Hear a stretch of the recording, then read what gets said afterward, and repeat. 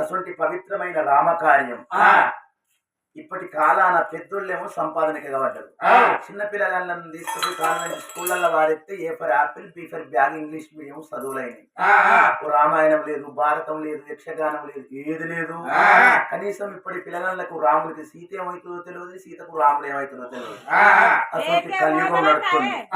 ఇటువంటి కలియుగం లోపల ఒక 2 నిమిషాలు అందరూ తెలిసిన వాళ్ళకు తెలియని వాళ్ళకు అందరికి కలిపి ఒక 2 నిమిషాలలో రామాయణం మొత్తం చెప్తే ఇక్ష్వాకు వంశమునందు జన్మించిన దశరథ మహారాజు గారికి సంతానం లేకపోతే పుత్రకామేష్టి చేస్తే సంతానం కలగడానికి ప్రతిబంధకమైనటువంటి పాపం పరిహరింపబడి యజ్ఞ పురుషుని యొక్క అనుగ్రహం చేత లభించినటువంటి పాయస పాత్రలోని పాయసాన్ని తన 3 ధర్మపత్తులైన కౌసల్య, సుమిత్ర, కైకేయులకు పంచి ఇస్తే పుట్టినటువంటి రామ, లక్ష్మణ, భరత, శత్రుఘ్నులనబడేటువంటి 4 కుమారులయందు మహాధర్మాత్ముడైన రామచంద్రమూర్తి విశ్వామిత్రుడు సంకల్పించిన యాగ సంరక్షణార్థం వెళ్లి మారీచాది రాక్షసుల పీచమనిచి శివధనుసు విరిచి సీతమ్మ తల్లిని కళ్యాణమాడి పితృవాక్య పరిపాలన కోసమాని తాను వివాహం చేసుకున్న సీతమ్మ తల్లితో కలిసి తండ్రిని సత్యవాకు యందు ప్రతిష్ఠితులను చేయడం కోసం 14 సంవత్సరాలు అరణ్యవాసమునకు బయలుదేరి వెళ్లి అక్కడ శూర్పణఖ యొక్క ముక్కు చెవులు కోసి అక్కస్తో రావణాసురుడు సీతమ్మ తల్లిని అపహరిస్తే